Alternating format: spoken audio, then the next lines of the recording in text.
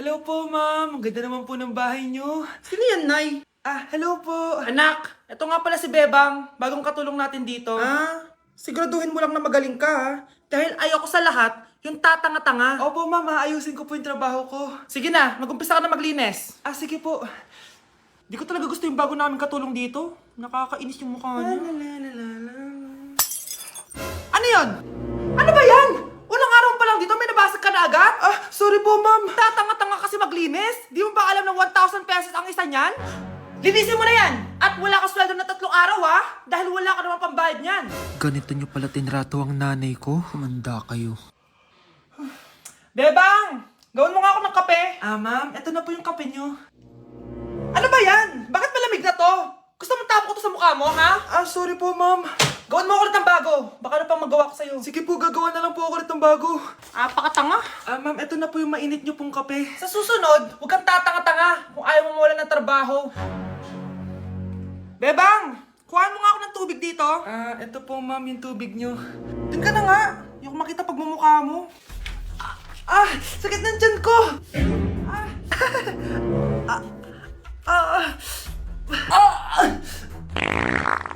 Anak! Lumabas ka muna dyan!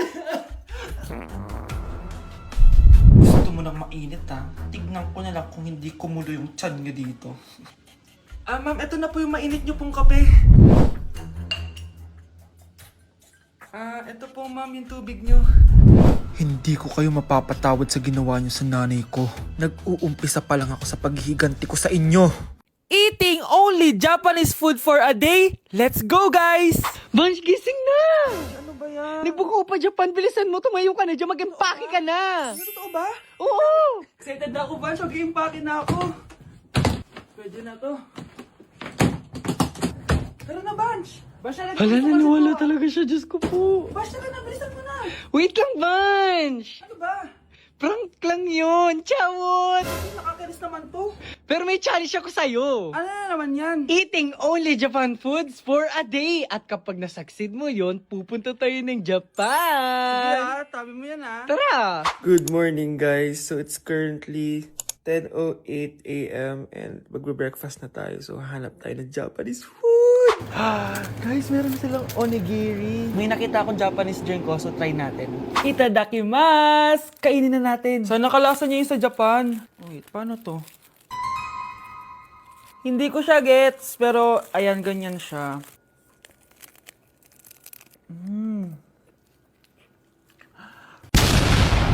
Pasabog! Kainin naman natin to kasi ako nagpabili nito. Itong bulgagi. Sarap. Tignan nyo guys yung loob nyo, oh. Tatabagay ko sa Japanese food. Tuturuan ko kayo kung paano magbuo ng onigiri. First step is... Ito pa? Okay, last, etong salmon mayo. Tingnan natin. Mas ba't yung beef? Subtle lang yung lasa niya. Hindi siya sobrang malasa gaya na ito. So, inom na tayo, guys. Try natin itong Milku. Milku, deodorant. Miku, guys. Lasa siya Yakult. Sarap! Totoo ba? So yun lang naman sa breakfast natin. Excited na ako sa lunch and dinner kasi sa labas tayo kakain. It's lunchtime, guys! And as usual, late na naman tayo magla-lunch. Ang kinikrave ko ngayon for lunch is ramen. So tignan pa natin kung ano pa pwede natin orderin na Japanese food. Guys, di ko alam na may entrance exam pala dito. Di pa naman ako nag-review. Usually guys, minamax ko lahat to. Papamax ko sa kanya lahat, pati yung spice para may challenge, tara. Guys, dumating na yung karaage. Oh my.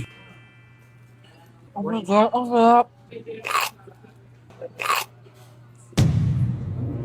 Guys, nakikita nyo ba to? Kaya black yung kulay nito kasi squid ink daw yung ginamit dito. Weird siya pero masarap siya, gets. Sarap. So meron din siyang beef. Wow. Sobrang malasa siya, guys. Kung di pa kayo nakakatikim ng ramen, guys, ano pa ginagawa nyo? Bumili na kayo. Mukha lang siyang hindi nakakatakam pero masarap siya. Grabe, namimiss ko na yung Japan kasi palagi kami nag-ramen dun eh. Craving satisfied naman ako and excited na ako sa dinner, guys. So, next stop, dinner naman. So, let's go! It's dinner time, guys! Medyo busog pa ako pero kaya natin to. So, tara, pasok na tayo and mag-order na tayo ng Japanese food. Let's go! Itadakimasu! Favorite namin to ni Haneban. Sobrang sarap nito, guys. Sushi siya na may malaking salmon. Tas ang sarap, promise. Sausaw natin sa sauce. Bigyan mo ako ng best reaction mo. Nag-order din kami ng California Maki. Nag-order din ako ng yakiniku doon. Ayan ang tsura niya. Sarap niya, oh. Guys, tignan niyo.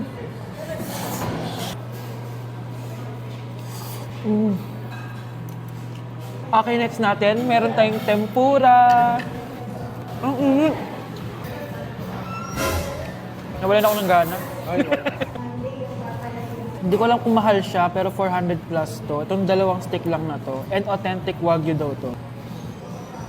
Kuwang-kuwin yun sa Japan. Sobrang busog. So yun lang naman mga anteret.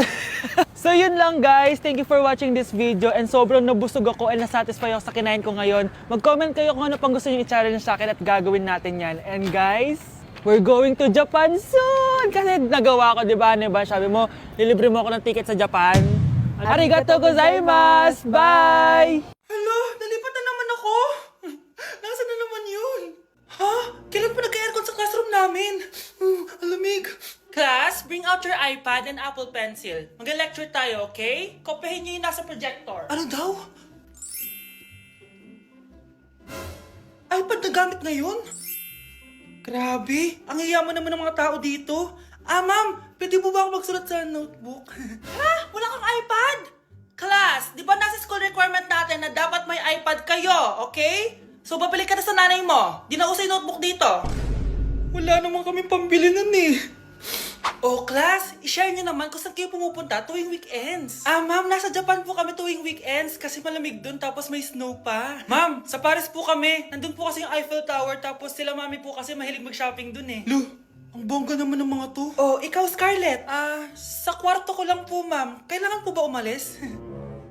Hindi naman. Siguro mas gusto ni Scarlett yung nagpapahinga siya sa magandang kwarto niya.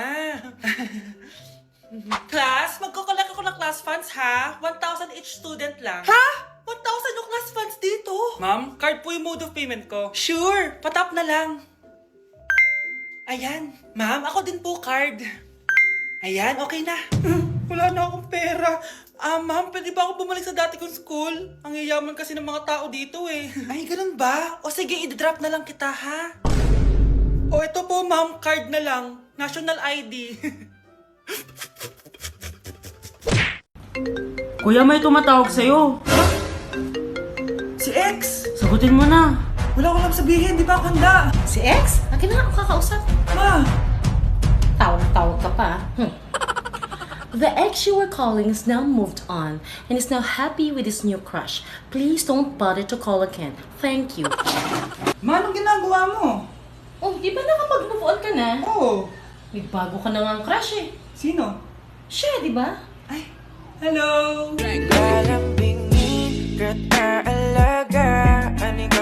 Matakalat naman dito! Anak! Yes po, Nay! Hugasan mo nga itong mga plat! Tapos na po, Nay! Ang bilis mo naman, anak! A few moments later. Anak, magwalis ka! Tapos na po, Nay! Mabilis talaga. Anak, magluto ka nga ng Tapos na po, Nay!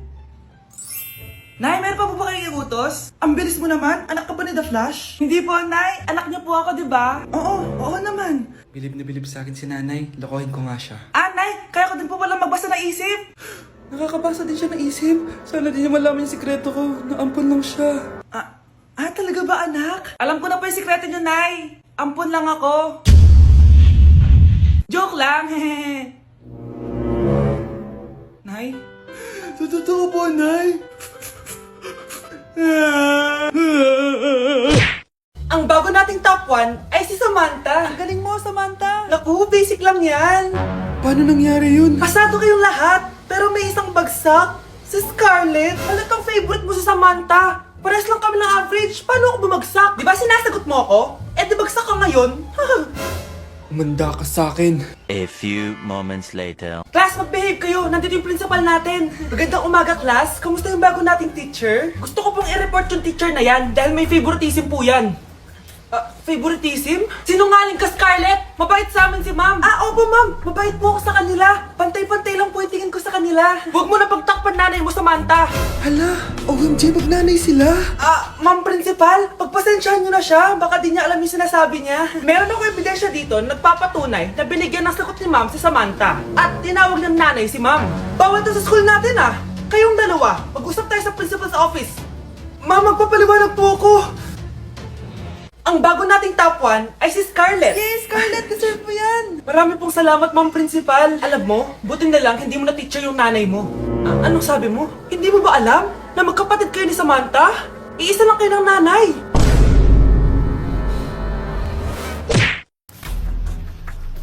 Pre, handa ka na ba? Eto na ba yung bahay? Oo, tara na, magnakaw na tayo. Parang bahay to ng crush ko Bilisan mo! Ito na! Eto na. Balita ko mayayaman yung mga nakatira dito. Yayaman na tayo! Bukas. Tara na! Haha! Mukhang mahal to Yayaman na ako nito.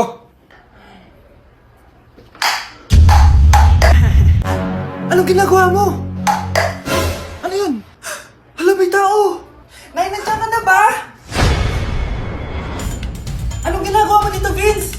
Sino yan?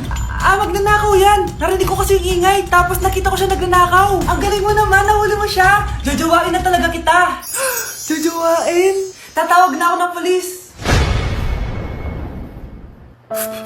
Pakainit. Nay, anong ginagawa mo dyan? Pinapainit ko lang tulutuan natin. Uso kasi to, anak. Uso, Nay? Bakit di na lang doon sa kusina? Sa sobrang init ng Pilipinas ngayon, ayan, pwede ka na magluto. Di ba? Tipid sa gas. Grabe! Ang talino mo, Nay. Makakatipid na ako neto. Anak, check mo nga dyan yung sinaing ko. Okay na po to, Nay. Ano ba naman tong batang to? Tanghali na, nakahilata pa din.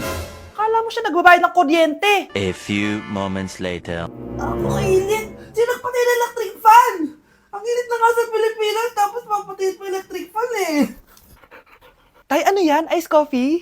Mainit na kape to, anak. Mainit na kape? Ang init na nga sa Pilipinas Ang perfect nga nito, anak kasi mainit tapos mainit, di ba? Negative times negative equals positive. Perfect nga, Tay. Enjoy. Hala! Late na ako! Ano to? Sinuspindi na ang face-to-face classes sa ilang paaralan sa bansa dahil sa sobrang init. Yes, makakatulog pa ako ulit. Ay, sa wakas, makakaligo na rin ako.